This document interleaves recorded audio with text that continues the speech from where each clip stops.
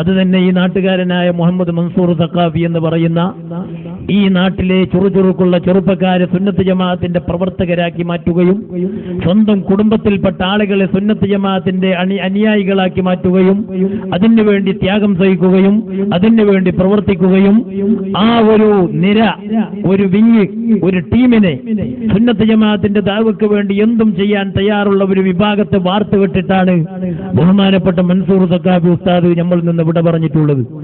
ആ പ്രായത്തിനിടയ്ക്ക് ഇത്ര വലിയ സേവനം ചെയ്യുന്ന ഒരു പ്രവർത്തകൻ നമുക്ക് കാണാൻ സാധ്യമല്ല.